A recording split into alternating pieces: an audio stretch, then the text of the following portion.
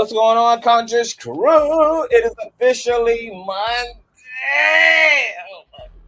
Oh I'm just waking up from my salon burger. Yeah. That was a stretch for the gods. What's going on, you guys? You guys see what we're here to get into. I'm not going to keep you guys long, but before we do so, you guys already know what I need you all to do. Thumbs up the video until it's absolutely stuck. You guys start thumbing up the video. Not only helps with YouTube's algorithm, but more importantly, it triggers up YouTube's notification system.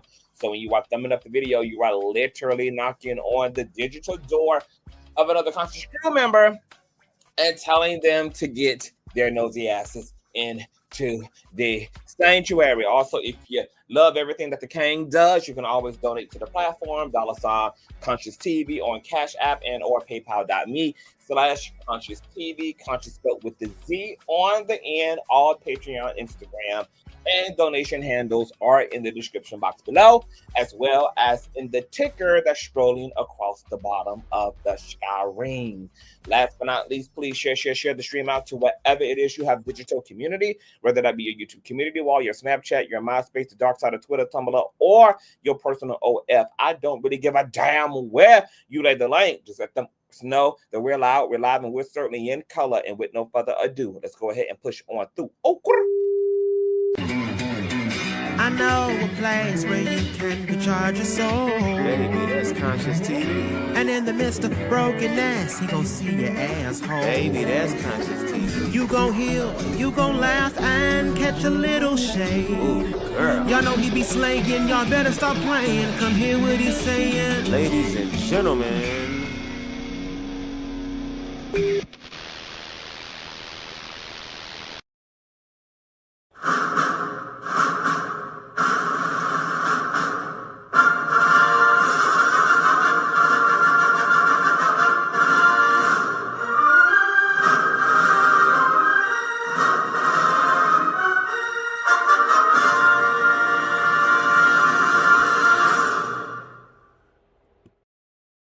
What's going on, Conscious Crew? I see some of the Conscious Crew talking about, I always say we ain't going to be here long and then we here for 3 hours. I can guarantee you, baby, you ain't getting no 3 hours out of me tonight, okay?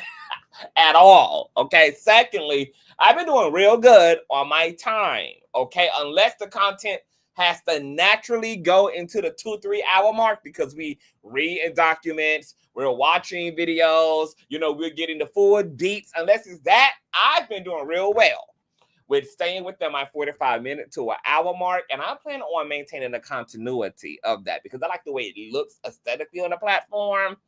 And I just enjoy, you know, and I also noticed that the algorithm does better and the click and views do better as well, the shorter the commentary is, because the reality is a lot of Conscious Crew members are also subscribers to other people. They work and live very, very, very intense lives. And people just don't have, you know, 2-3 hours to get into a commentary. And some people, when they see that length of time on a video, they don't even bother clicking because they know they're not going to be able to complete it, which pisses them off. So they don't even unwrap the present at all. So the shorter the commentary is, the shorter the videos are, the more palatable and digestible that is for an audience that is on the go. Okay, and I ain't even mad at it, girl, because I can't even tell y'all that I've sat through anybody's 2-3 hour anything on social media. Okay, even though we know that a lot of Conscious Crew members do love the graveyard shift. A lot of y'all will put me on when y'all are at work, etc.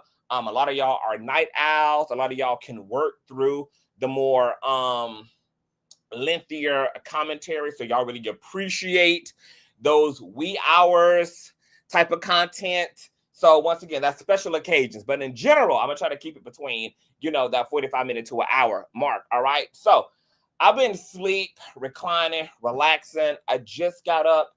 I've been doing some things around the house, and I got a notification on my phone from a comment that was put under a community wall post on my page. And I was like, maybe I should like really just talk about this and not just limited what I said to the individual. who made the comment. So let's check out that comment, you guys. Okay, this comment is what got me up her. All right, you guys, run the likes up, run the likes up, run the likes up, run the likes up. All right, we need all of that. Okay, so here's my community wall post. Now, mind you, you know it's Sunday. Typically, in my subconscious, I'm already programmed to make a holy day out of Sunday. So I typically, without trying, always end up make some type of spiritual oriented community wall post. So because it was Sunday and in the good vein of the Baptist version of the Sabbath, I decided to get into my spirituality and give a little 1-2 on Jesus. Okay, now this was 10 hours ago, you guys. 10 hours ago on a Sunday now. You guys see here, the whole post opens up about Jesus. And then, of course, there's a gorgeous, all-inspiring image of the CTV. So then a person, and maybe this is why I kind of like ran this person over with a bus a little bit. You know, I'm thinking there's about to be an actual comment that's relevant to the community wall post, because obviously I've already spoken about me and Larry. That commentary is on my video. Any questions, any statements would be more appropriately put there if you're going to inquire about my sentiments regarding Larry Reid live, that is, etc. So the fact that this person made an inquiry about a situation that's completely irrelevant to the intentional posts that I created on my community wall about Jesus kind of made me feel like this person was on some psycho time. So I kind of had to pull up my Scorpion stinger a little bit and stab that ass up just a little bit, you know, because I couldn't really read the room. Like, why would you be inquiring? You know, like it was a disrespect to my Messiah, you know, to my Lord and Savior, that you would even bring your ass to church and be talking about street jargon and be talking about gossip and be talking about things that are outside of the sanctity of the Lord, in which we come here to honor and to honor, enter, and overstand. So why would you bring your transgressed, in need of the blood of Jesus ass under my post and talk about something other than Jesus? Okay? So that's probably why I had to lean back a little bit, okay? And get into that Scorpion energy. Like, I think you need that. You need that? Oh, I think you need that. Okay? So this is what the person had said, right? They said this 42 minutes ago, okay? This is the post that inspired this live stream. This person name, I don't even know what this is, okay, said, can't read everything. That's what makes me believe you're a demon too, girl. You couldn't even make it through an entire post about Jesus, honey. You got straight to your mess. All right. That's probably because you're possessed and or have an infestation of unclean and funky low vibrational entities, baby, that are spiritually oppressing you, which is why your whole psyche is stuck in gutterness and you can't transcend and intellectualize and philosophize on a higher level and have, you know, non-junk hoard or occupy your mental and spiritual space. Okay, the fact that you are actually up at 1:15 in the damn morning, involved in a relationship that you were not in with me or Larry is literally psychotic. Like, you have to be psychotic. Like, why is some random weirdo non-visual avatar individual sitting around at 1:15 a.m.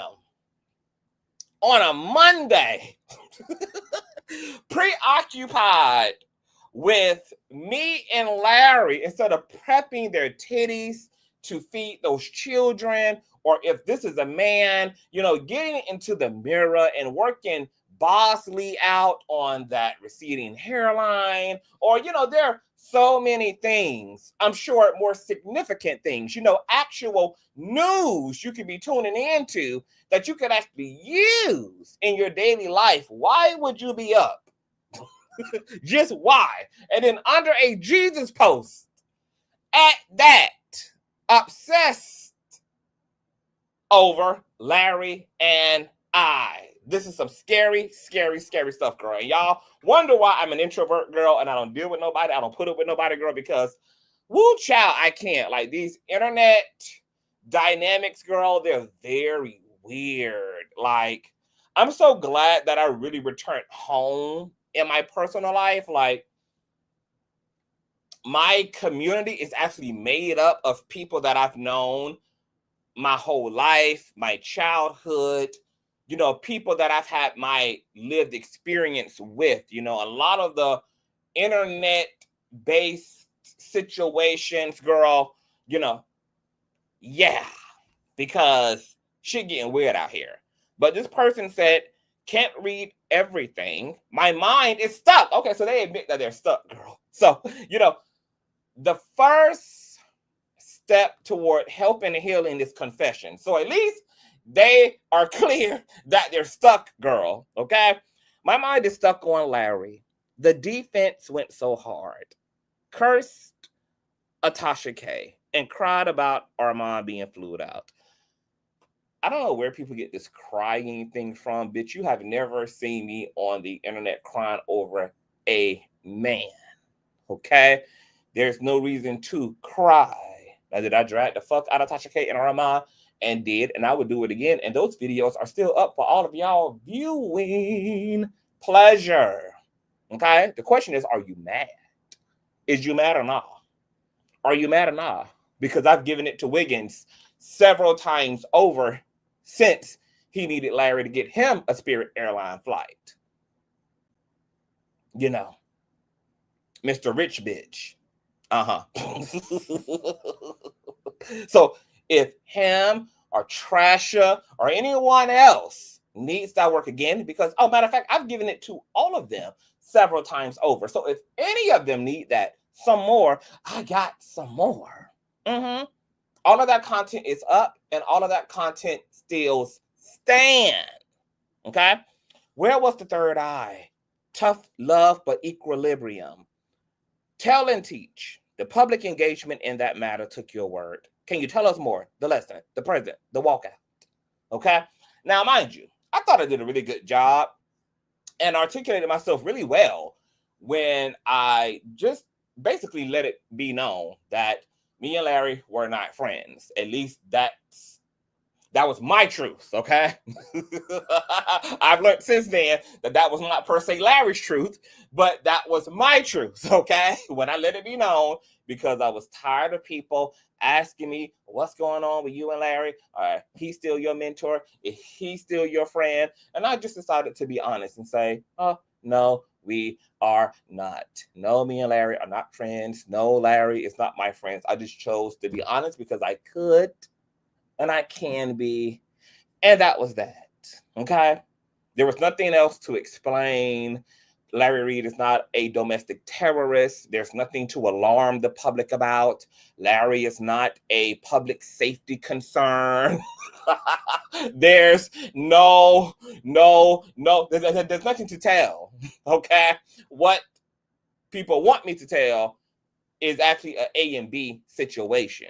What I answered to was people's direct inquiries about the current status at that time of the connection, which there was none as far as I was concerned, okay?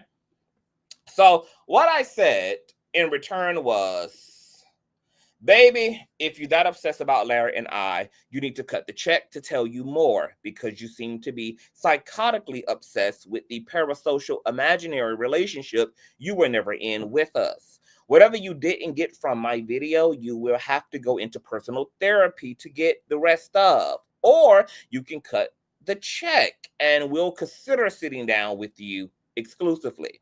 The defense remains the same. Wiggins is still faking pouring baby oil on himself like the clown he is. Tasha K had sex with him, yet got out here and dragged him about people she pushed him to sue and won against. But she never told that. And I never cried about no nigga, so exactly why do you think someone ending a friendship means everything good they said about the person goes out of the window? Are you dense and dumb or just emotionally immature in lack of emotional intelligence? Matter of fact, don't answer me. Give the answer to your therapist. Okay? So then I sat on that a little bit. And I said, well, damn. Maybe the person was being sincere. Because when I checked the person's profile, they left like 11 comments on my platform over the course of I don't know how long, because I didn't like read the comments specifically. But on YouTube, when you are a creator and you click on somebody's like profile, if they've left a comment in your stream or in your comment section, it tells you how many times this person has commented. And then you can like click into that and it'll tell you what those comments were, under what videos they were, etc. So I saw enough to know that this person had commented 11 times. I don't know when, in what span of time, and I don't know what specifically they left, but considering that they left that many comments and they were not blocked, I'm going to assume that this isn't a troll. Even though there's still something off-putting about you sitting your ass up at 1 a.m. obsessed about two people you don't know personally, and you just can't take the video at face value. Like the video was like literally very 1, 2, 3 ABC hooked on phonics. There is nothing really to inquire. It's not Shakespeare in love. We weren't friends. I literally said I wasn't going to get into the deets, and that was literally that. So why are you even under my comment section begging, as if begging makes anything better? I'm a Scorpio, so begging me actually makes it worse. So let me give you guys a little insight about what it's like to be a Scorpio. Okay? And this is how I also deal with like ops. This is how I deal with enemies. This is how I deal, etc. This is the war plan and strategy for Scorpio. The last thing you want to let a Scorpio see is your weakness, right? So first and foremost, Scorpios have a made-up mind. Hence, I mean, we are a fixed sign. So we are a immovable object. We are a unstoppable force, for one. So there really is no negotiating with us. And there's no bother in you attempting to throw negotiations at us. We do as we will, what we will, how we will. And there's nothing that you can absolutely do about it. You can cry, you can whine, you can be mad, you can be upset, you can be angry, you can have a problem, you can have all the things, have all the feels you want to feel, baby. Okay. And we will leave you right in a pool of all of your disgruntled emotions. Secondly, specifically when it comes to any type of oppositional energy, etc., the last thing you want to do is let a Scorpio see what it is you desire, because that's exactly what we're going to deprive you of, right? So if you have questions for a Scorpio, we're going to deprive you by not providing you those answers.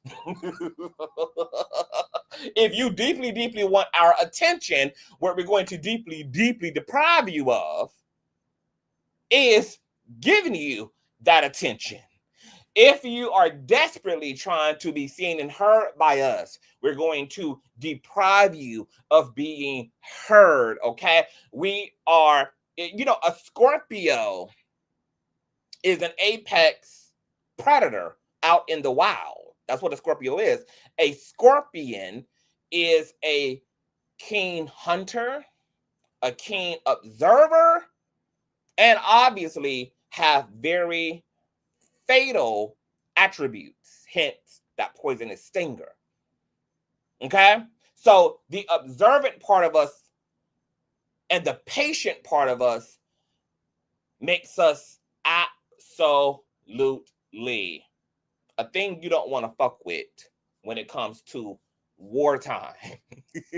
Because whatever weapons you have, okay, We're going to dismantle. We're going to empty your extendo clip, okay? You will be firing at a nation that no longer even exists, girl, okay? The Scorpio would have long gone on or totally switched trajectory and direction. So where you thought the Scorpio was, it's not even where the Scorpio is today. Hence, me and Larry have spoken several times over since my video. We're fine. And this is why people should just mind the business that literally pays them. But I'm going to balance that, right? Because I said it publicly. So people have a right to inquire. People have a right, etc. Now, I would prefer you not to inquire under a damn Jesus post. Okay, I do have an email. I do have a DM. And once again, the original live stream is up for you to make those type of relevant inquiries under. You know, why come under a new post that's irrelevant to myself and to Larry? It's irrelevant. It's about Jesus. Okay? But I don't really mind people inquiring. But I also could see that this person clearly did not pay any lick of attention, because in the entire video, I literally said, I'm not going there. And I'm not. And no amount of begging is going to make me go there. No amount of inquiring is going to make me go there. No amount of questioning is going to make me go there. You're just going to wonder and be forced to live inside that trap padded room you call a brain, and just either create your own narratives or exhaust yourself until you have withered away via depression, sadness, and the profound loneliness that you suffer from. Okay? Me and Larry are family. We love each other. I don't have to always like Larry or like anyone in my community at that. See, like is interchangeable. Like is a conditional state of being. Love is eternal. Love is everlasting. Like is interchangeable. Okay? Love is unconditional. Like is very much so conditional. And ironically, the scriptures don't tell us we have to like any fucking body we love. We just have to like that. We just have to love their asses. It seems that Christ and God, the Father, Son, and the Holy Daughter, are also very aware that you're not always going to like each other. You're not always going to get along. You're not always going to see eye to eye. And because humans are human, and humans are humans, sometimes, you know, shit's going to go down on the elevator. And then those humans get to choose whether they want to work through the shit on the elevator. They get to choose whether, you know, they're going to enact forgiveness and understanding. You know, people get to choose. And of course, what people choose due to whatever the situation or situations are, it varies in terms of how people who love each other work through their stuff. Sometimes there are things that absolutely bring a connection to a obliteration. It just completely disintegrates the entire thing. That's not the case with Dr. Larry and I. And then other things definitely will drive a wedge, will create issues. And then sometimes you need time away to think through shit. You need to temporarily disconnect from folk to really figure out what you want tomorrow to look like, to really unpack your own shit, give the person the opportunity to unpack their own shit. You know, how people handle their shit is how they handle their shit, okay? I remember I was adjacent to somebody else's family issues, and I remember telling them, because they would always try to get me to get involved. They would always try to get me to make decisions. They would always try to get me, you know, to feel a certain way about the people they felt a certain way. And I would always tell them, look, buddy, I'm staying out of that love. I'm staying out of that family. Okay? Because, baby, we all know how family is. Family cannot like each other today because, once again, like is interchangeable. Like is moody. Like fluctuates. Love forever. Like here today, gone tomorrow. Okay? So family falls out. Family have tough times. Things happen amongst people who are in community. And community is right back together. So I will always telling that person, nope. Because how you feel today, baby, is not going to be how you feel maybe even 48 hours from now. It's not even going to be what you conclude or feel, a week from now, 2 months from now, a year from now. And guess what? Despite all the things that that person said, they are right back in their community. Okay? Because that's the way love and family goes. Okay? So, Dr. Larry and I, we love each other. And I did not like him for some time. Okay? Now, after my video, Dr. Larry and I have spoken, and we've almost spoken every day, actually, since that video. And, of course, we've had conversations and conversations and conversations and conversations about the things that are things that are things that are things that are things that are things that are things. And I'm just going to leave it there. Okay? So it was funny as hell to me that people are under one impression, because once again, none of us can predict the future, right? So, when I'm doing me standing in my truth, that's what I'm doing. Okay. After I stood in that truth, Dr. Larry contacted me via leaving a comment under that video, which led to conversations, a plus 12.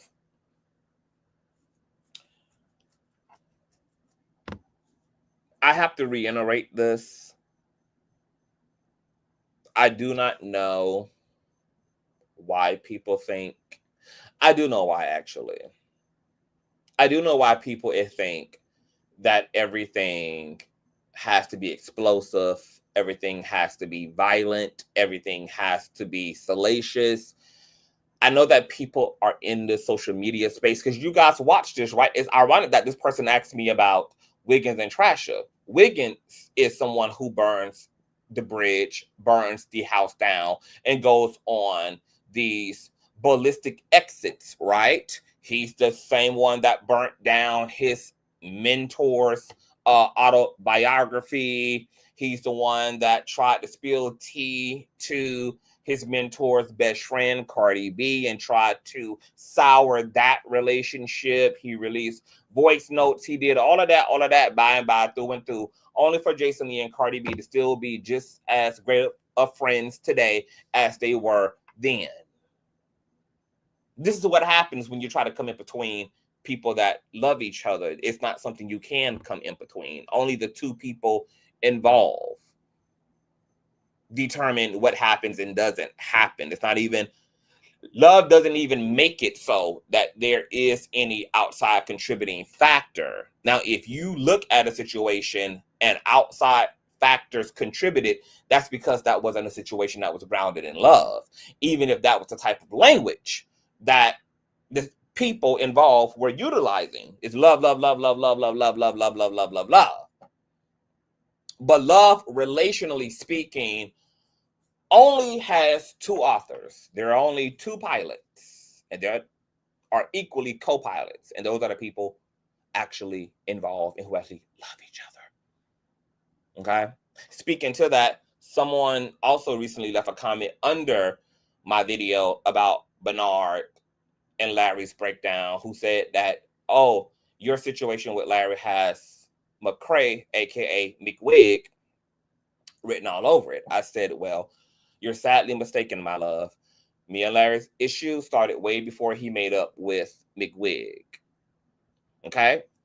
I literally said this in the video.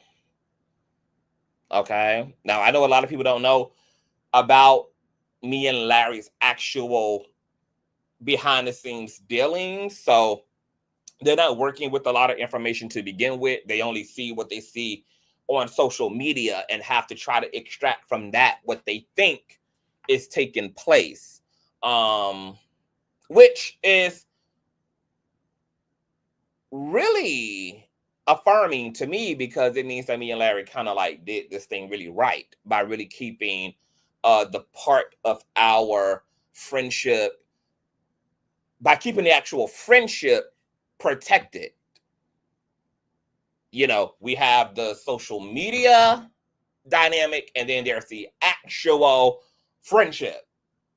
So because people have no idea what the hell they be talking about and be struggling to really try to figure out what be going on, is indicative of the fact that he and I have been successful at really putting discretion and privacy and some sense of sacredness over the friendship. That's why people don't have a lot to work with in terms of trying to do the math and make it make sense. And they're going to forever just fail at making this make motherfucking sense. Okay? Me and Larry's breakdown last year, his and I breakdown this year, had nothing to do with any outside party. It was A and B situation, A and B issues. Okay? Now, what else I want to say is, as I said in my original video, just because I've had breakdown with Dr. Reid about very specific things does not take away from any good that I have spoken of him or about him. Now, we're all grown, so we know that two things can be true. Just like you might fall out with your brother today. Y'all may have a disagreement or something unbecoming may happen that may obstruct communication or may obstruct the situation temporarily. And then you guys are back siblings tomorrow or next week. Okay? Because two things could be true at the same time. And while you could be upset about or toward your sibling or your parent or your bestie or your aunt or whoever the fuck it is about something specific, it doesn't also take away from all the great things you can also say about that person. I actually find that type of behavior to be very immature when people don't know how to be compartmentalized, when people have had a lot of great years, a lot of great time, a lot of great experiences together. And then because something or some things happen that are very contrary to the good you experienced, now all of a sudden the person got to be all bad. That's actually very immature quantum leaping. Okay? People don't go from all good to all bad. It's okay if you have an issue with someone. It's okay if that issue is specific. Okay? It's circumstantial. It may not mean that the person is now evil and wicked and corrupted and it's just a terrible human being, but it does mean that you got a problem with what you got a problem with. It does mean what you got an issue with, you do got an issue with. And once again, because this is social media and most people on this motherfucker, especially content creators, are so dense and are so emotionally unintelligent, you guys have been programmed to always expect that pendulum to be utilized in that way. Where, oh, if you're mad, if Wiggins is now mad at Tasha K, it means that he can't uphold any of the good about her. Or if Tasha K is upset with Larry, she can't uphold any of the good about him. Even though that's the way people operate, even though people go to the extremes in that way, I don't practice that. My brain is more mature than that. And I would never be that emotionally stupid and low vibrational. If a person is all bad, it's literally because they're all bad. But when a person isn't all bad, when the issues are specific to specific things, then there's no need to have to get out here and warn the public. There's no need to have to retract anything that you said in that person's defense. As I said in my original video, every motherfucking thing, bitch, I said in defense of Dr. Reid stands to this day. The content is still there and it will remain there. Okay? Because standing for him wasn't even about standing for his good. It was really about standing for the facts. Okay? See, it's y'all that have to still make Tasha K make sense. Okay? Tasha K had sex with Dr. Reid and then got out here and labeled him a pedo after she was the one who, as we exposed in text messages, pushed Larry to even sue Levantre, which was his accuser. And Larry won.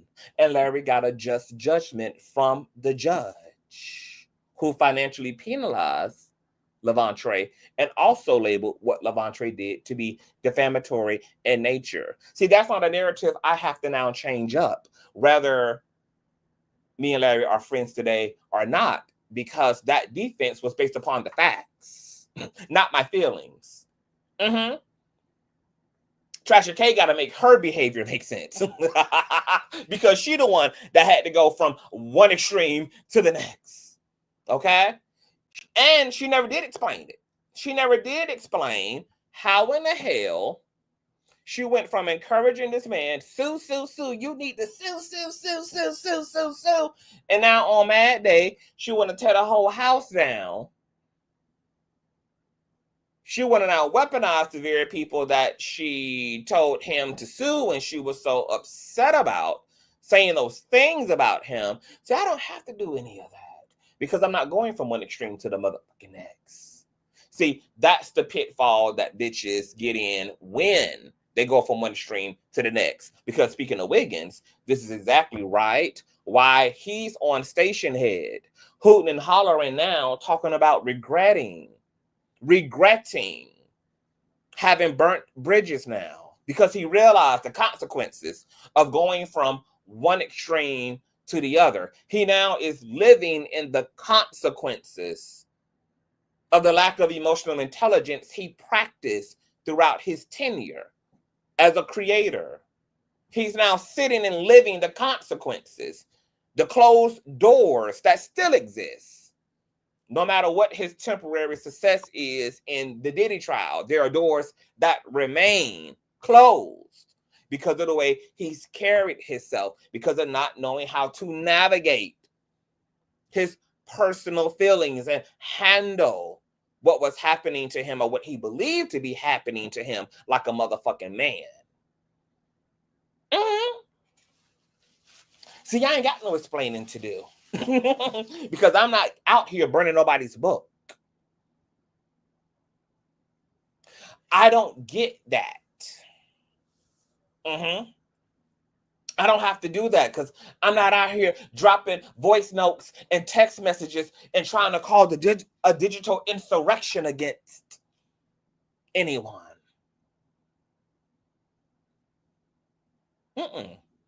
Because I get to move along and be a man and process my feelings like a fucking adult. I know how to be upset without being enraged. Okay, you have, this emotion thing, this feeling thing is, how can I say it? It's an art form, you guys. It's an art form, okay? B says, weird, I don't get that from him. You don't get what exactly? What don't you get, B? I have no idea what you mean or what you're really talking about or referencing. So you're going to have to break that down. Let me see if I can actually find the video in question. Let me see here. Put it on a beat. Oh. Hold on, let me see if I can find the video. Oh, here it is. Remember, there's a YouTube channel called Karmic Resolution. I follow this channel because it be keeping up with all of this that nappy radio be contradicting herself about over on Station Head, you know, where I'm not going to listen to her at. So Karmic Resolution sometimes, well, not even sometimes, they mostly clip a lot of her stuff and will put it on the YouTube, which is how I end up hearing it. But occasionally Karmic Resolution also clips things from Wiggins and puts it on the channel, okay? And he was sitting in a Twitter space, as you can see here. Boom, boom, boom, boom. Quote, I'm just being honest. Wiggins regrets making enemies in female rap. Okay? So you guys can check that out when you get a chance. This video is not about him, so. Story for another day. So, when you don't have emotional intelligence and you don't know how to be upset without being enraged and then trying to result in burning the entire village down, yes, you have to tuck your tail between your legs.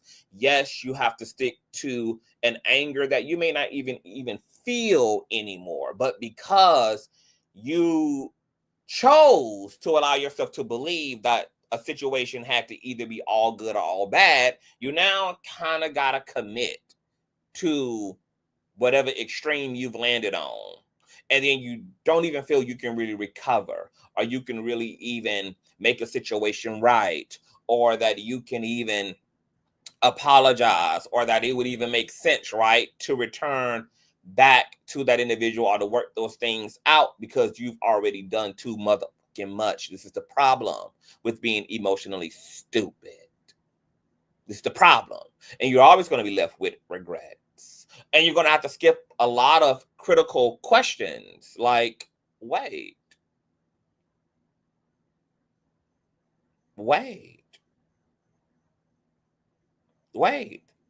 It has. How the fuck you going to say a situation ain't affected him that he's saying did affect him? Are you dumb? Are you stupid?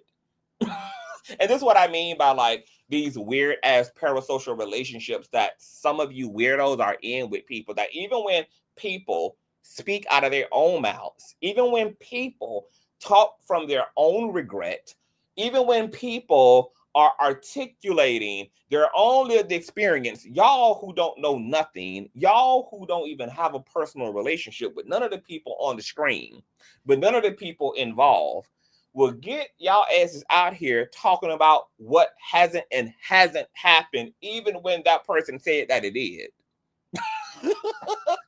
And this is also affirming, because this is exactly why I would never tell social media my personal business, because I have come to realize during my own tenure on social media that people are delusional enough to actually believe what the hell they want to believe. They will actually put words in your mouth. They will actually change out your narrative for their own. Like, if your narrative, if your truth don't make sense for the truth they desire it to be, they will literally discard your truth in place of holding on to their own perception. And the gag about it is, it isn't even the first time the bitch has talked about being impacted by his piss poor decisions. And many people are.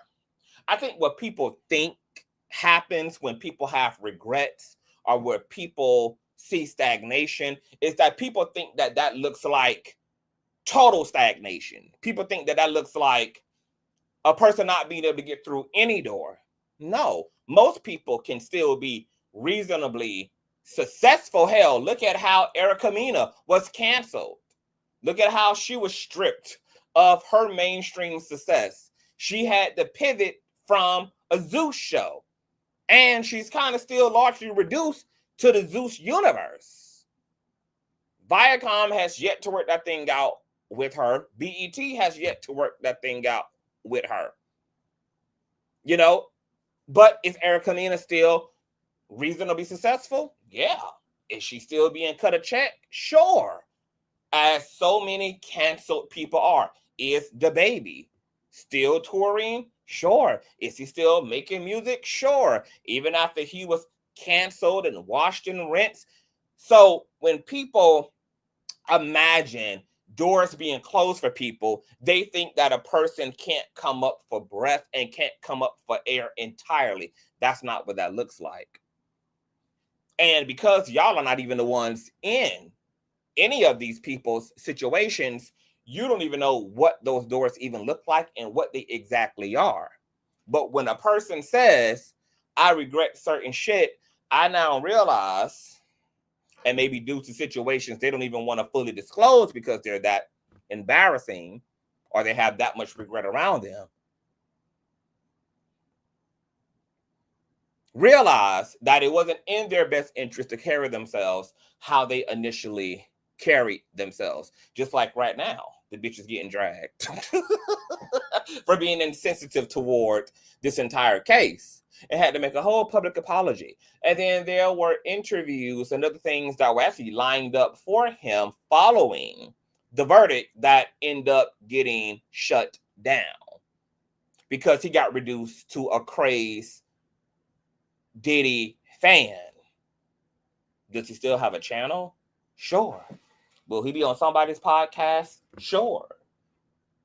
But are there doors that are closed? Yes. Are there doors that are now being closed as a result of the Baby Oil fiasco? Sure. That's just the sad reality of it. And guess what? The mature thing is to sit in that shit and say, you know what, bitch, I did too much, way too extra. I went way too fucking hard. I let my emotions cost me my fucking bag. I'm not busting my ass for a partial victory. I'm not busting my ass to be somewhat victorious. I'm busting my ass to get all other things that my talent and my ambition would allow me to get. So it's actually really mature of him to not allow his weird ass, dense oodles and noodles ass fans to continue to big head his ass up, because that's exactly how the more oil situation even came about, right? Because he literally said in his apology, I'm doing this for my fans.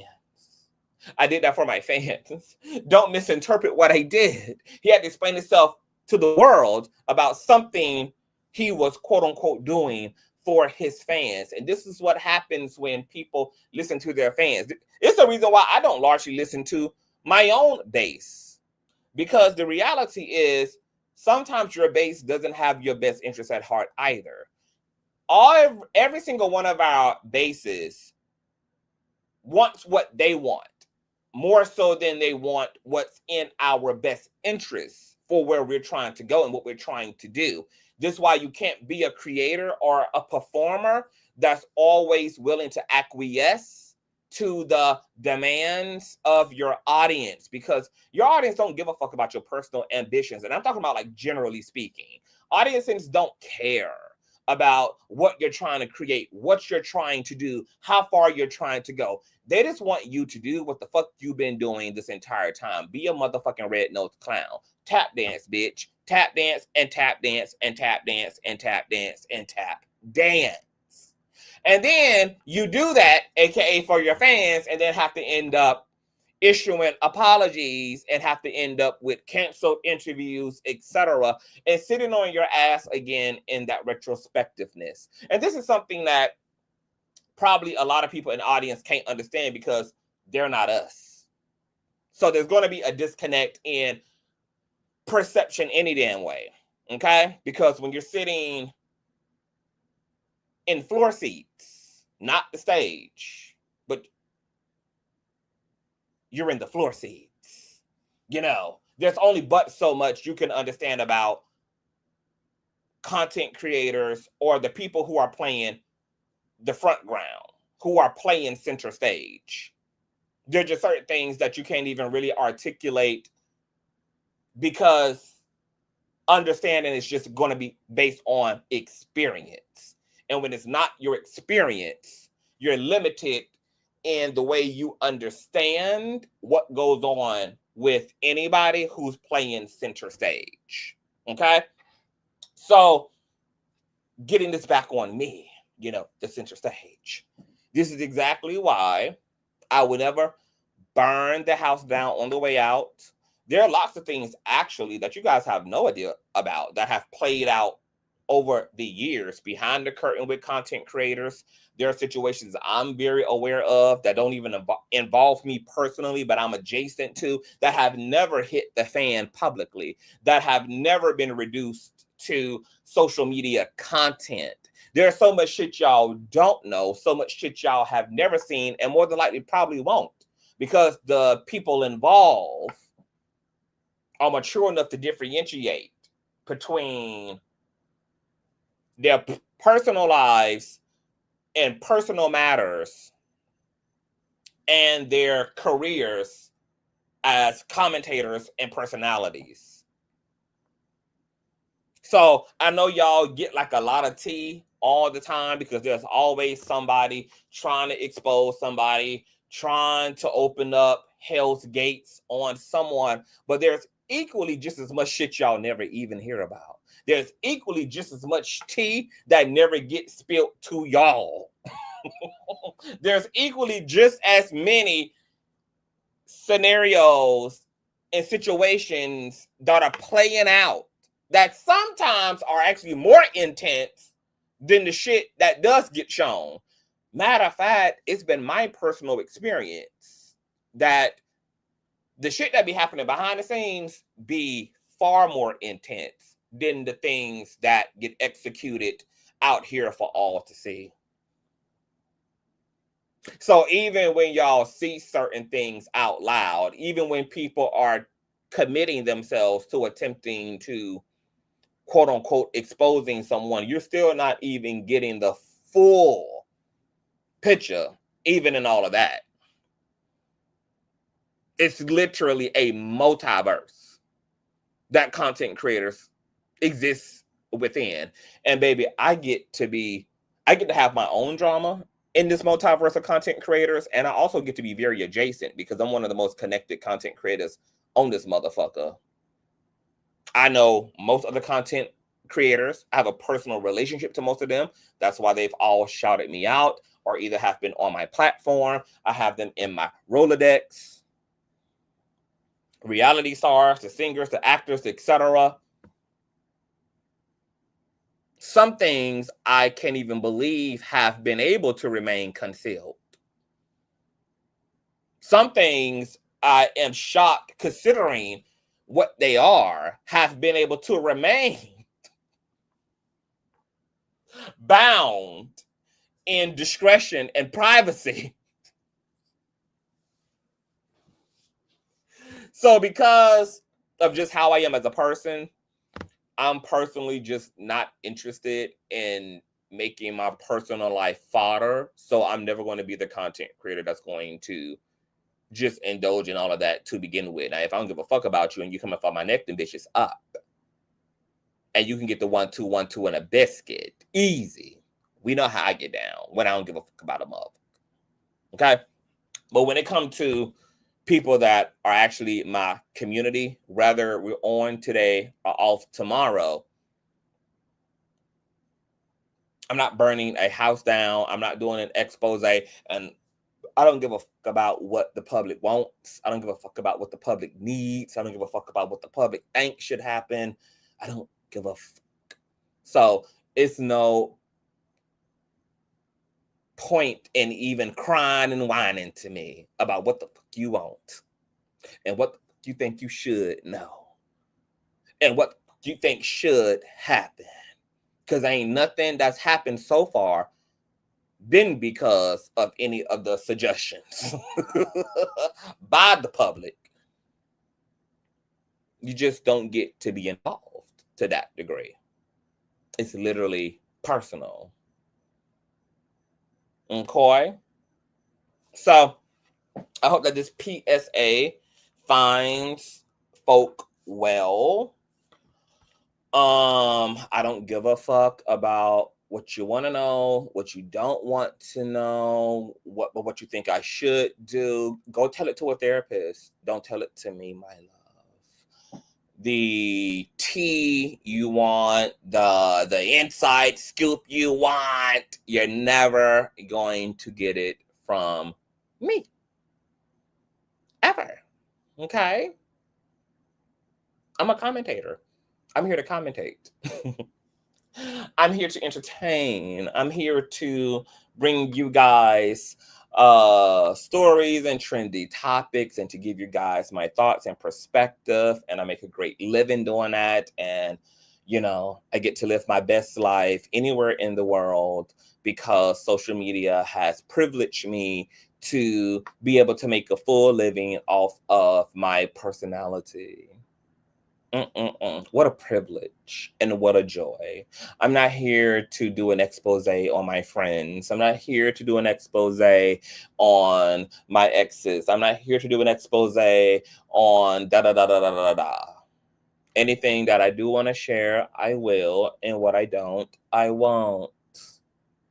Okay, and I'm also completely okay with people filling in the grid how they will. Like, if it's just too much for your brain to be left on red and your thoughts to be left on red, and you just can't, you know, you just need something to fill in the grid for you, like you just need some information there.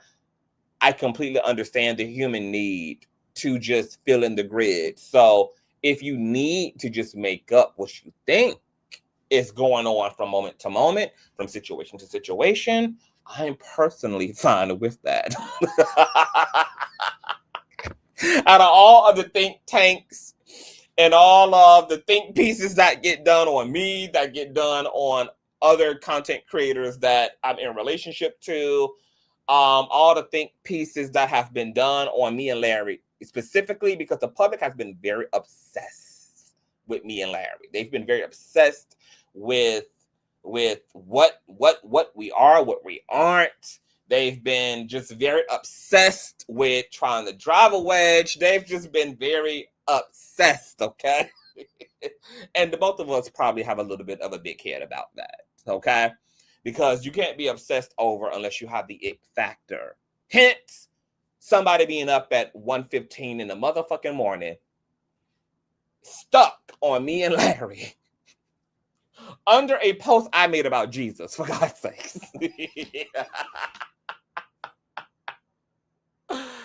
Oh my God, girl. People are crazy. Social media is crazy. And the social media is not built for everybody, baby. Okay?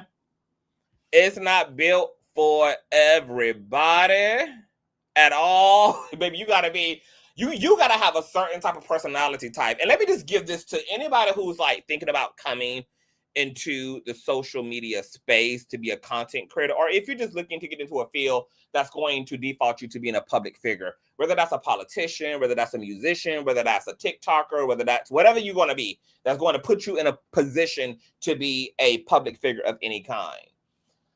The best thing you can do, and I really didn't wake up and learn this until Beyonce, and I've been able to be a happy camper since then. When Beyonce explained why she's able to do what she does and remain happy, aka be an icon, it's because she doesn't read the reviews. She doesn't read the comment sections. Now, she may have people on her staff, you know, who outsource and read the room and kind of see what the mood is around her liquor or her music or whatever, da, da, da, da, da. And they bring that back to her in a way that works for Beyonce. Okay, but Beyonce doesn't personally, you know, get in the comment sections and scorch through the internet because those things will actually be internalized by her. They would affect her ability to show up and do what she does. And more importantly, it will take away the personal joy she gets from doing what she does, which is performing. Because the human brain is not meant to interact with this much negative stimuli. So I would encourage all content creators, if you want to be able to remain happy like CTV, and you want to be able to do content how you want to do it, you want to be able to feel fully in control, you want to be able to feel fully complete and sure of yourself, whether that's you being vulnerable on the internet, whether that's you sharing some parts of your lived experience, etc. Because I'm somebody that loves to connect to my audience as well. And I'm somebody who will allow my emotions to, I love to express feeling.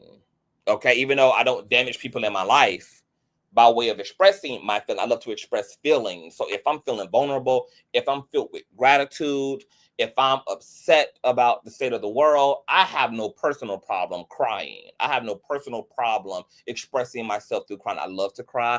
I love to shed tears. I feel the strongest when I'm in a vulnerable state. I feel the strongest when I'm actually crying. I feel the most comforted, and I feel the closest to God when I cry, whether I'm crying out of sadness or I'm crying out of happiness. Now, a prime example of that, right, is last year when I went on IG and I was crying because of everything that was going on with the world politically. I think there was a lot of like mass shootings, and it was just like a lot of shit that was going on. I was just seeing all this terrible shit in my news feed for days and days and days and days and days and days. And because I'm empathic as hell, I just ended up feeling really sad. And I was on IG Live one night, and I just decided to just let myself feel. And I wanted to tell other people that, look, you're not alone. If a lot of what's happening in the world is upsetting you too, you're not crazy for being upset about this stuff. The world has changed drastically. People have changed drastically. And that it's okay. It's okay to accept that. It's okay to lean into those feelings. Don't suppress them. Da, da, da, da, da, da. Now, mind you, I knew when I was doing this live stream, right, on IG, that there were ops, okay, because my ops are obsessed with me. I went into it knowing the ops were opting. That did not keep me from crying. Now, I didn't know what the ops were going to do with my vulnerability, but I was very aware, obviously, that the ops were opting. They look at my stories on IG. They follow me from burner accounts because they're just weird owls. All right. But none of that stopped me from being vulnerable because, once again, I'm the one that's in control. And as long as I know what I'm doing, why I'm doing what I'm doing, then I'm going to be comfortable doing what I'm going to do, even if it's going to be perverted and twisted and contorted by other motherfucking people. And that's exactly what happened. After I gave up my vulnerability in connecting with my audience about the state of the world, I literally made no mention of Dr. Reid, no nothing. Didn't even know the things that were happening on the other side of YouTube at that time were even happening. Was completely far removed from all of that shit. The next day, I wake up and there is my live stream that's put together in a compilation with Dr. Reid and William McWig, who, when Dr. Reid brings me up to William McWig and William McWig's live stream, William McWig decides to say, oh, CTV got HIV too. And then the person who put the compilation together is a weird, hating ass, non-journalistic ass heathen, and decided to somehow make me crying on my IG before my audience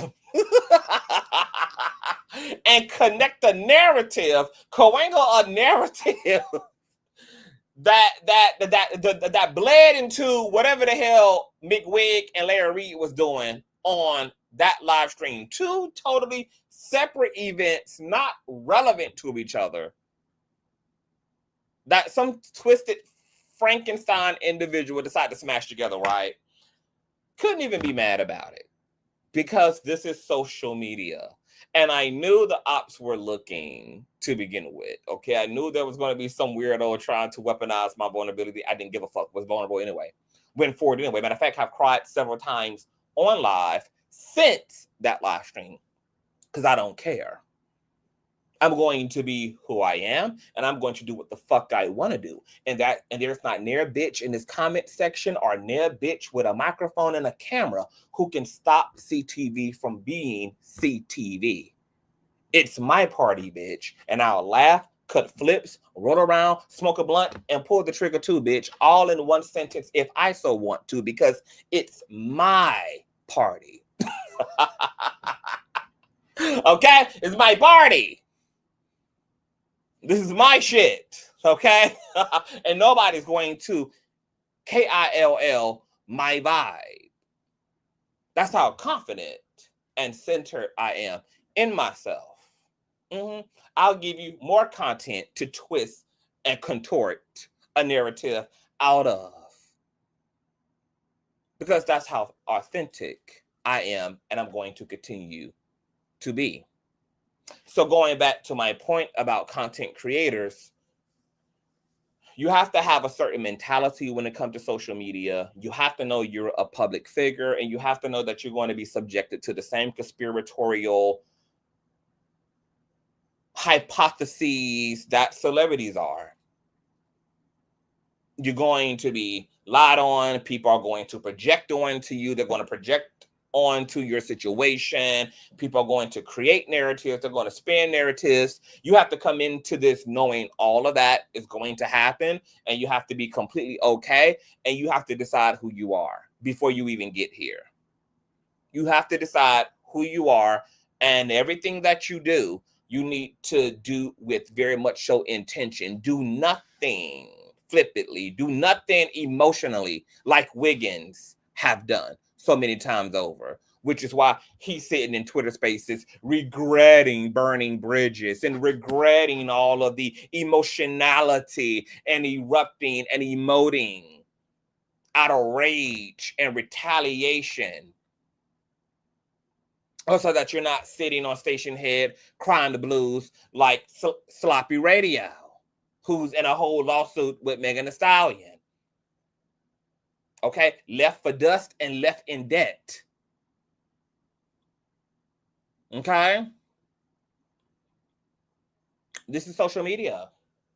You can't be impulsive, and whatever you do, you have to be able to really be clear about it. You can't just be emotional and do things in a moment that'll satisfy you, or do things that'll give you a click in the view for the moment, and then when it's all said and done, bitch, when that you finally grows up 2 months from now, when that you that did that fuck shit grows up 6 months from now, when that you that did that dumbass, low vibrational, immature, feminine ass shit a year ago, and your testosterone and your Adam's apple done caught back up to you, and now you're in your right fucking mind. You're in your divine masculine. You're back in your logic and your rationale. You've come out of your emotional slumber. Now you're sitting with a bunch of regrets on how you handled this, that, and the third, because you allowed a low vibrational ass audience to gas you to fuck up and tell you, yeah, go ahead and burn it down, bitch. Nobody gives a fuck. And then after they do all that, a year from now, you're going to be in a Twitter space regretting doing all of that. You're going to be issuing apologies to the public, girl. Okay? For what you're doing, because you're still an impulsive, emotionally immature individual who does not think critically and does not think professionally and does not think maturely through your adversity. And I understand why content creators get caught up, because I'm a content creator. I understand how powerful the forces are that compel you to want to blow shit up, that compel you to want to do something for the wrong reasons. Because I'm in this space. I've been talked about since I've been on social media, like every other content creator has. I've been cyber stalked, gang stalked since I've been on this motherfucker, like every other content creator has. I've been subjected to lies and conspiracies like everybody else has. I've had falling outs with other content creators like every other content creator has. So I understand all the things you feel. And then when you have an ignorant audience who just only want to be entertained, they don't care how these things are going to affect you a year from now. I got people in my back pocket right now who only trust me because I don't do what malogrograms do. I don't do what Wiggins do. I don't do what Jason Lee does. I don't burn the house down. So they're confident and comfortable in disclosing to me and providing me certain things and having me up close on certain situations, because they know that even if something goes down between me and them, they know that even if they end up disappointing me, they know that even if they end up, or we end up not on speaking terms, that I'm going to protect everything I saw and everything that I heard. Whether I'm mad or not, they know that I'm not a person who's governed by my emotions. They know that I'm not impulsive. And that's the way I want it to be. I want to be somebody who can be trusted. And you can only be trusted when you are mentally and emotionally grounded. When every time you get in your fucking feelings, you're not throwing a grenade behind you. When every time you get into your fucking fifis, you're not launching heat-seeking missiles at the target. A part of being a grown-ass man and a grown-ass woman is about mastering the art of being upset, yet okay. That's the art that you master as a grown-ass person. It's the art of being upset, yet being okay.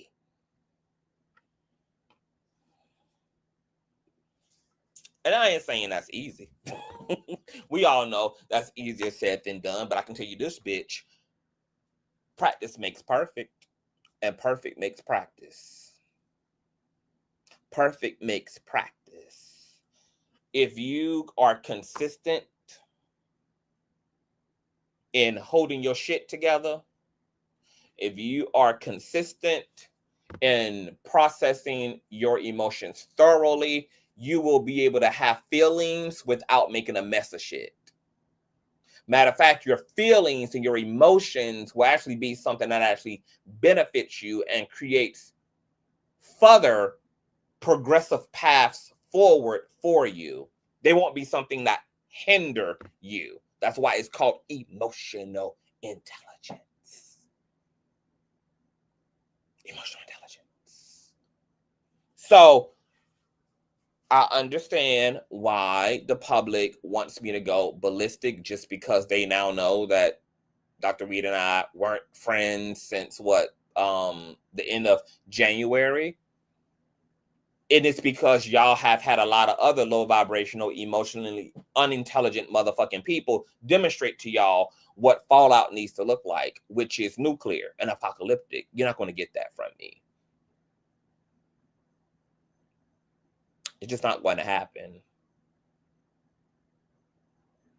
I was going through situations with Larry and y'all didn't even have a clue about it. Because that's how well I was able to be Beyonce to the shits.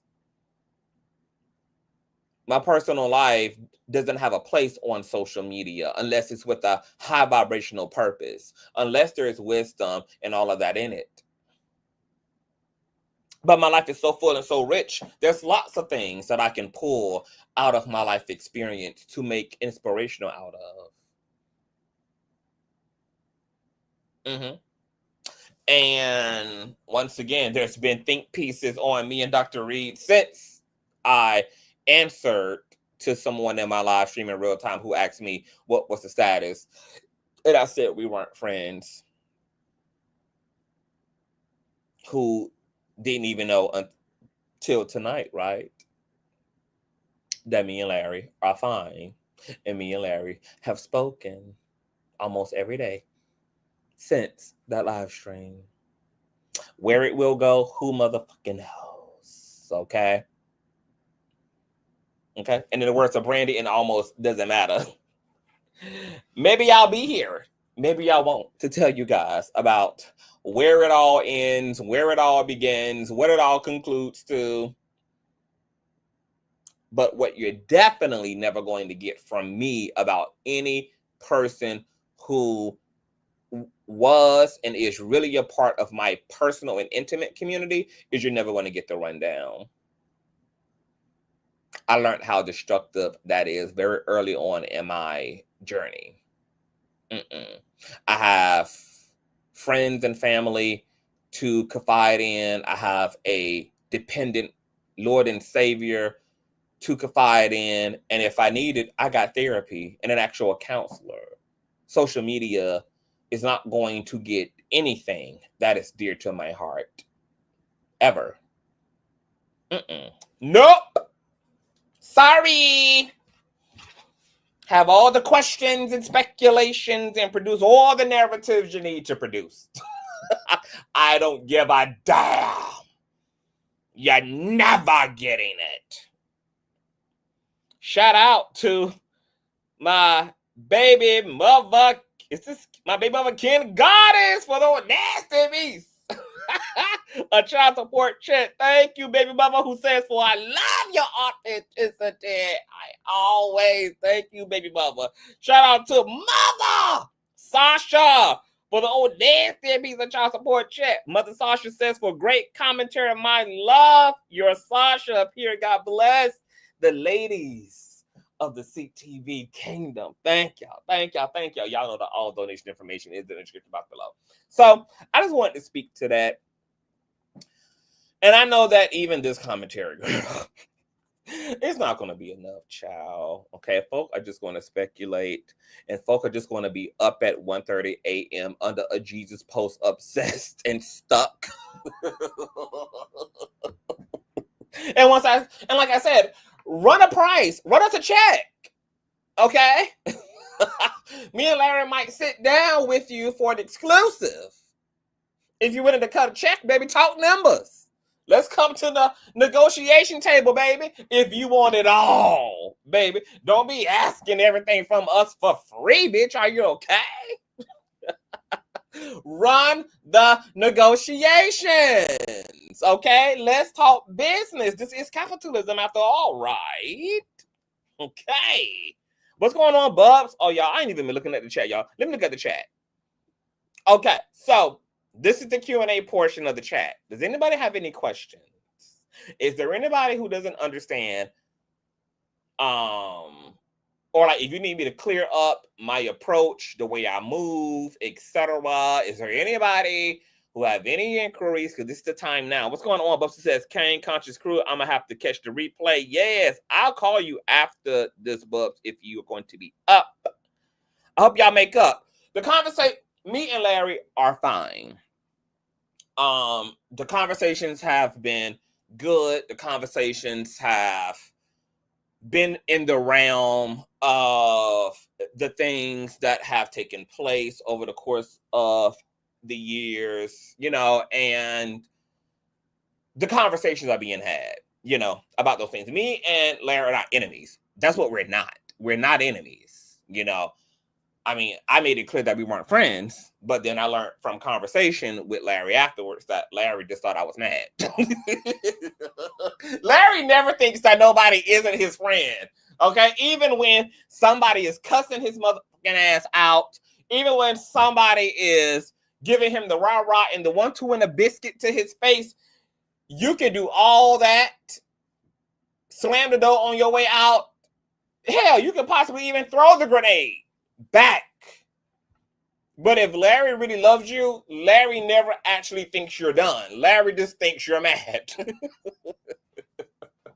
Okay, so I learned that he had a totally different interpretation of the last conversation we had back in the top of February, where I cussed his motherfucking ass out like a damn dog. And he just thought I was mad. Even though I said, I'm done. We are not friends. And Larry still sent me the RSVP to his birthday party. And I didn't attend because I was actually done. Larry still pooched his ass around over here in my live streams. That's just how Larry is. Okay?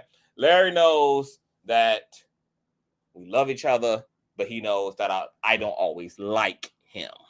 Okay? But back in February, I was dead ass serious. So we've been in conversation, and the conversations have been well. The conversations have been good, and me and Larry are fine.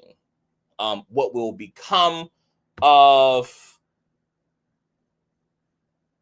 us getting back to a certain place is for the future to determine, but there's no hate and there is all love that is there. But for sure, there are motherfucking things that, as I said before, they're going to require actual attention to them.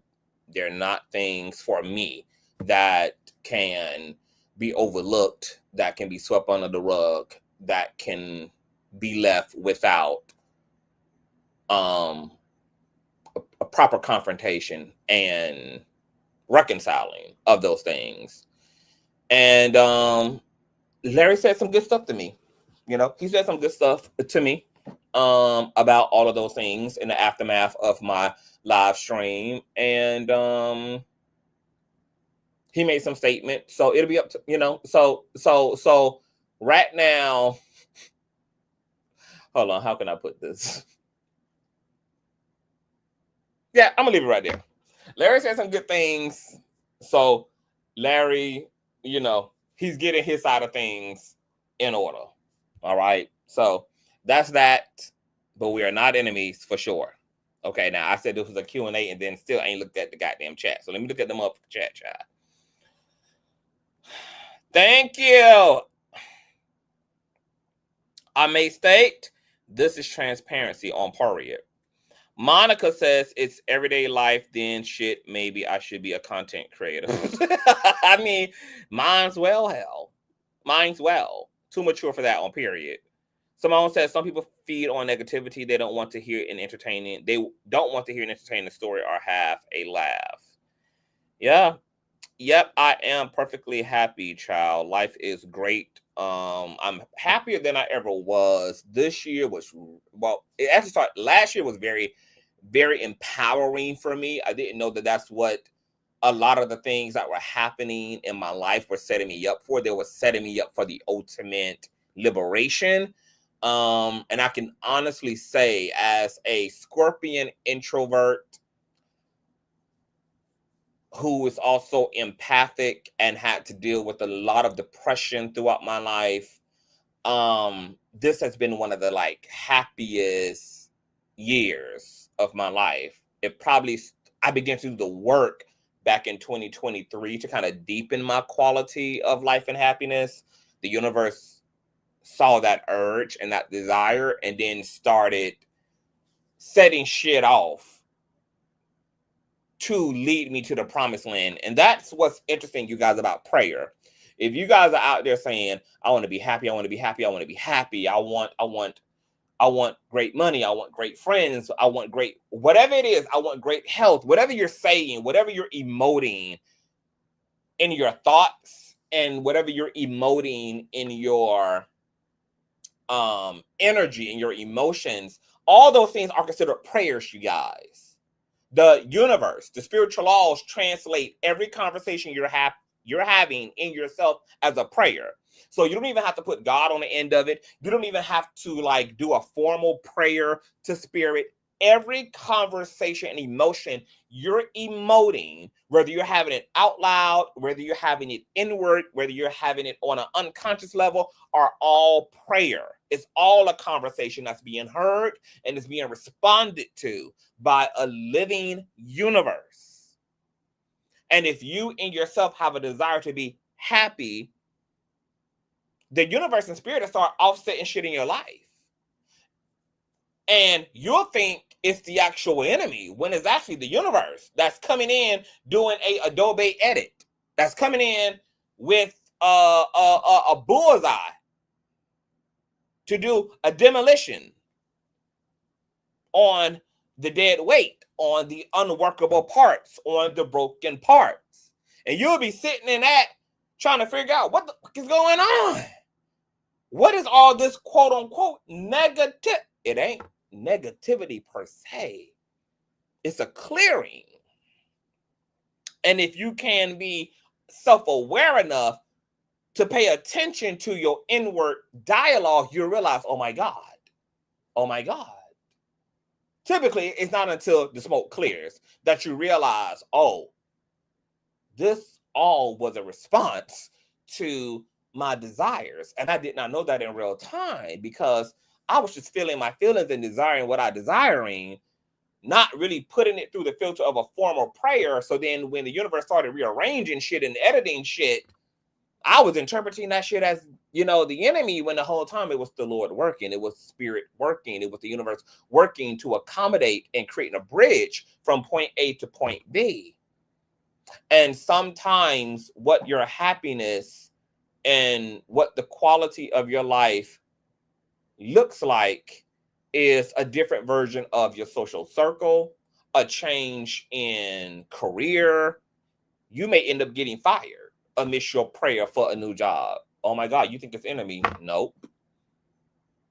But it was going to take you being fired or you being laid off for the universe to pivot you to the next thing. And it was going to have to come by way. Your new blessing was going to have to come by way of the natural fallout of you being laid off versus you just quitting or you being able to have a comfortable transition. Because once again, you got to understand that spirit, right, has a full map of your life. It knows what's the most effective path to get you from point A to point B. If you want a effective, expeditious transition from point A to point B, sometimes you're going to have to travel through temporary discomfort because a lot of uncomfortable things may have to happen in order to get you ultimately to a better life, to a more comfortable life. You may have and look, because of me being a spiritualist and now knowing how the fuck the universe works, I pay extra attention to my inner dialogue because I know that spirit is hearing everything. Spirit is translating and interpreting everything I'm emoting in my feelings and my thoughts. Everything is vibrating. Everything is in conversation. Everything is in back and forth conversation with spirit. And so I have to be very intentional and very clear. And then I have to be ready once I realize I've been doing a lot of asking. Didn't even see it as asking, but that's really what it was. I've been doing a lot of desiring. That's what asking is. I've been doing a lot of envisioning. I've been doing a lot of complaining. The universe hears all of that. And because it's there to make things better for me, it wants to do something about those complaints. So it'll move shit out the way. It'll move my motherfucking ass out the way if need be. It will do whatever needs to be done in order to get me to my better. So this is the happiest I've ever been in my life. I didn't always advocate for myself. I am empathic, so I'm used to putting other people first. I'm used to putting other people's needs before my own. I've lived the majority of my life as a caretaker. I cared for my parents, my grandparents. I cared for my family. I cared for friends. I've taken care of everybody. I've taken care of everybody financially. I'll take care of everybody regarding shelter. I've given away my cars for other people to. I mean, like, I have done the most, y'all.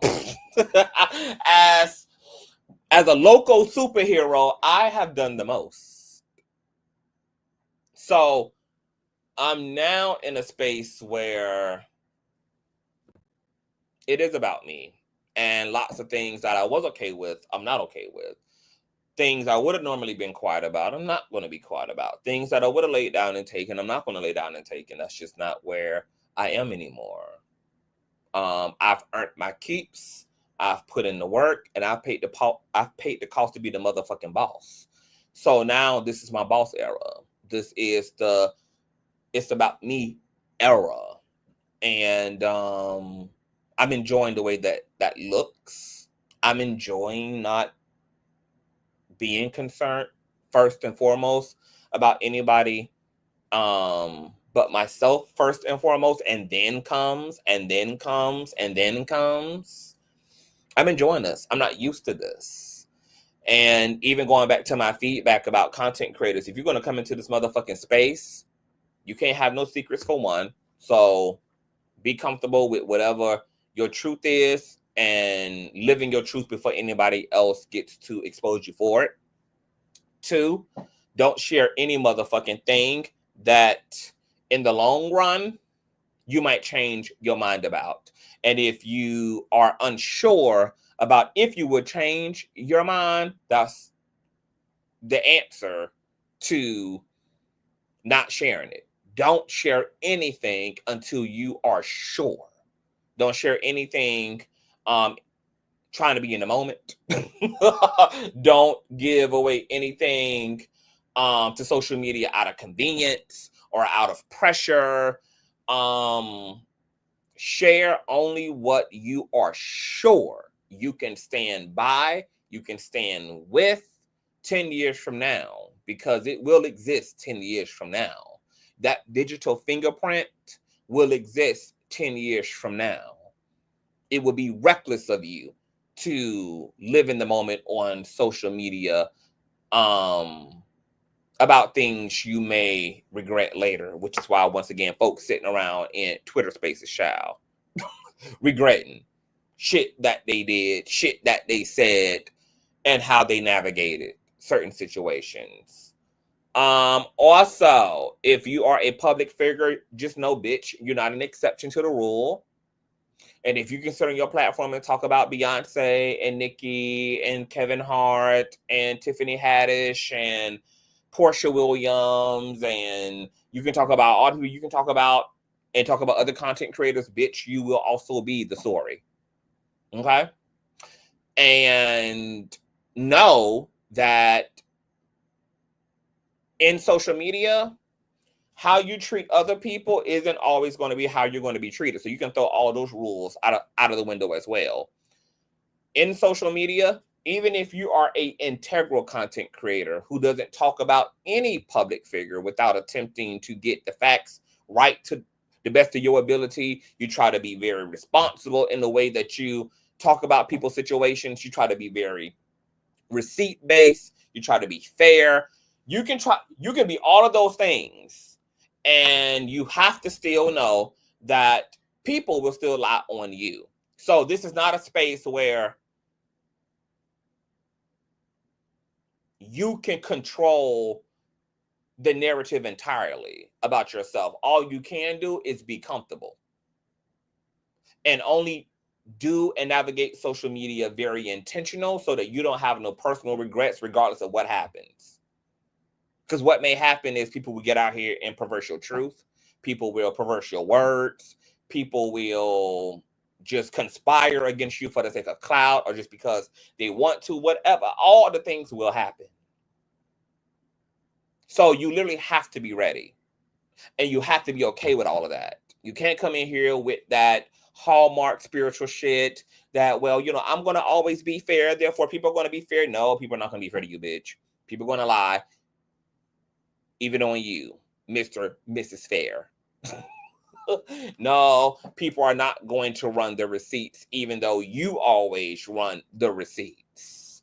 So you literally just have to be strong and you have to be resilient. And here's the biggest thing. This is the biggest thing, going back to the Beyonce piece. Please don't look at negative content about yourself. As you guys see here, tonight was inspired by a comment left under my Jesus post. I know I'm a public figure. I know that I have a fan base, and I know that I have an anti-base, like everybody else. Beyonce got an anti-base. Obama got an anti-base. Michelle Obama got an anti-base. You cannot be loved without people hating you. We live in a reality governed by the law of polarity, the law of opposition. So for every light, there's darkness. For every up, there's down. Every left, there's right. For every south, there's north. For every east, there's west. Polarity, polarity, polarity rules. And you can't have one without the other. So if you want to remain happy and you want to be able to be up here and be free from all of the negative shit that goes on social media, that may even go on sometimes around your name. you have to be disciplined enough to not look. I don't know how other creators do it. I know content creators who sit around and look and listen to negative content about themselves. That's not me, baby. I'm a Scorpio. I know I have the capacity to be reactive. So I have to intentionally not look because I'm not above going AWOL. I'm not above ending up in an orange jumpsuit. I'm not above when they go low, bitch, I'm going to go straight to the bottom of the abyss. I'm not above that. I'm very aware of my retaliatory capacity as a Scorpion and just the need to respond due to just being a human being with an ego. So how I navigate that and manage my ego and my Scorpion nature in that way is I just have to not look. And that's why I'm able to get up here and still enjoy what I do for y'all, 7 years out now when I decided to take content creating seriously. So if you're a content creator, don't look. It doesn't matter how spiritual you are. It doesn't matter how mature you are. If once you start looking, once you start listening, you're going to want to start defending yourself. You're going to want to start over explaining. You're going to then end up saying shit you shouldn't have said. You're going to end up sharing shit you said you didn't want to fucking share, all in a attempt to, have to remove yourself from all of that. I am perfect at that now. I probably haven't seen any negative content about myself in it's been years now. Because even with the William McWig shit, right? Somebody in my circle told me about that the next day. I never have to this day even still seen the actual live stream. I've never even still seen the video that the raggedy ass, non-journalistic, low vibrational, makeshift glue-in dreads from the blogger that put together that compilation of McWig and Larry's live stream and then co-angled my IG live. I never even saw that video in its entirety. I just knew it existed and I knew what the contents were. And then I was able to do a live stream and just easily debunk the HIV thing because, lies are easy because you can debunk them with the truth. So it was nothing for me to go into my chart and show my status. I just recently went into my chart and showed all of my STD results, which were all negative, of course, the fuck. Okay? Just to show that people lie. But if you have the truth, just present the truth and then just move on. Okay? Don't get hung up on lies. Lies can be debunked by the truth. Put the truth out. Let the truth windmill for you. It will speak for itself. And once again, you'll always be lied on. You will always be talked shit about. It's just the nature of this game. And don't come into this game if you pussy. Just don't get into this. This experience is not for the faint of heart, baby. Okay? And just like we're all responsible for our own trauma and we're all responsible for our own peace of mind and we're all responsible for our own sense of happiness, we're responsible as well for our quality of life as a content creator. You are being counterproductive by giving Dr. King speeches about how everybody should just get along. Everybody's just not. So just cut the shits. By saying, what people shouldn't do me like this, they're going to. It's just the way that it's fucking going to be. Stop being idealistic and stop trying to change how other people are going to be and treat you, and just literally figure out what it will take for you to be able to be healthy and yet do what you do here. And for me, that is just don't look and don't listen. That way, all hell can be breaking loose around your fucking name, and you up here talking about Shannon Sharp's motherfucking lawsuit while some bitch is on the cracked outside of YouTube, trapped in the padded room called they fucking brain, speaking to they fucking selves, suffering from delusions of grandeur and hallucinations, girl, and just talking out of the sides of their motherfucking asses, baby, while you up here completely oblivious at 3:30 at night. That is your responsibility. Your personal happiness is your responsibility, and you have to do what you have to do to make sure that your ass is all right, because the space is not going to change. People are not going to change. The people that don't like you are not going to change. You have to accept all of that. Live your motherfucking life. Know who the fuck you are. Think for your motherfucking selves. And be intentional in all that you do so that you don't have to regret shit you're doing today, tomorrow. What's going on, Ray? On that note, I'm going to get up out of her.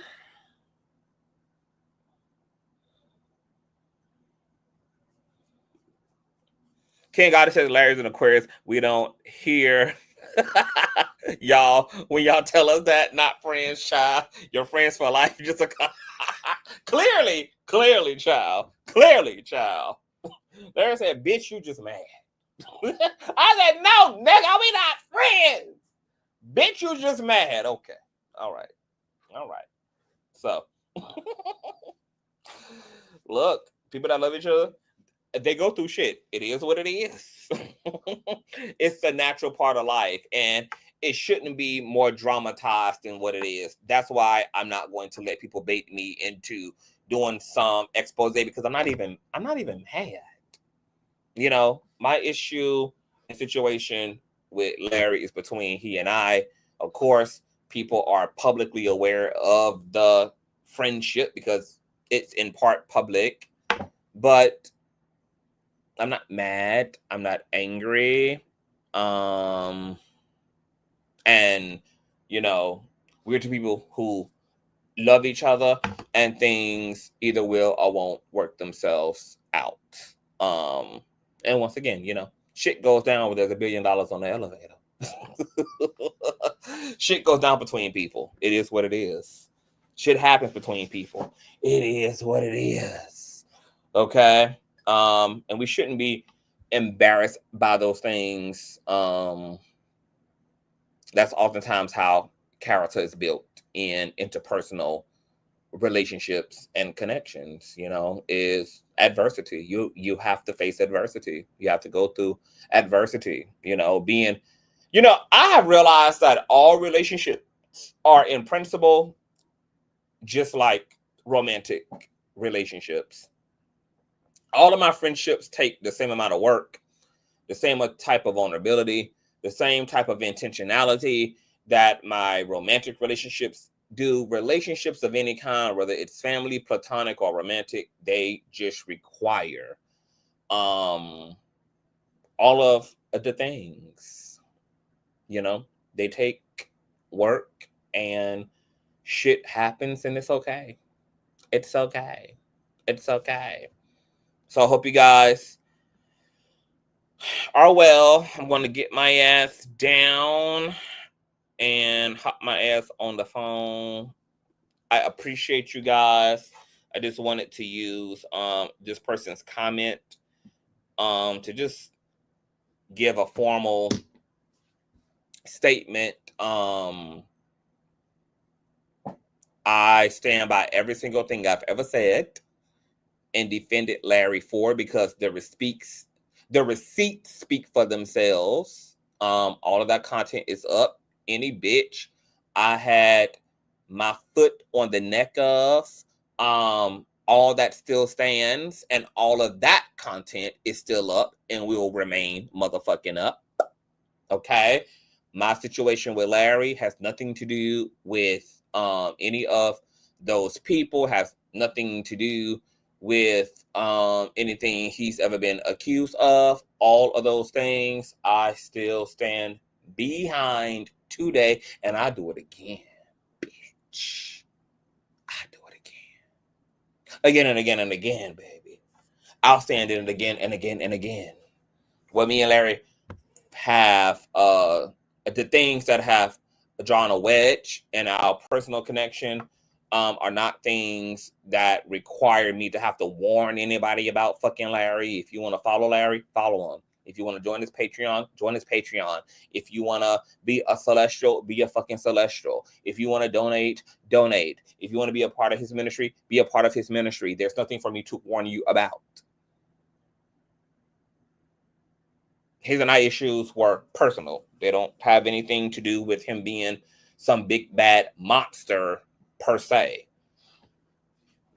So there's nothing for me to warn you about. Support him fully, entirely, etc. Do as you will. If there was anything that I felt the public needed to know, if there was anything that I felt was relevant to the public, then those things would have already been articulated. I would never leave the public in danger to begin with. But this is not a public matter, and the public is not in danger by having proximity to Dr. Reid. Okay, so I hope that clears it all up. Okay, even though I won't, because hoes are dense and weird, and are stuck at 1:30 at night obsessing over me and Larry. But here's another formal word, and I will see you guys in the morning because we got a lot of shit to get into. All right, enjoy yourself. Thumbs up. Enjoy your night. Have a great work week. And if you enjoyed yourself, of course, all donation information is on the description box below and on the screen and in the ticker $ Consciouztv on Cash App and or paypal.me/Consciouztv, Consciouztv@gmail.com to send me all the tea, Patreon, etc. And remember, I said what I said. I rather be famous instead. Ain't that's what Doja Cat said, baby? I said what I said. Okay? Good night.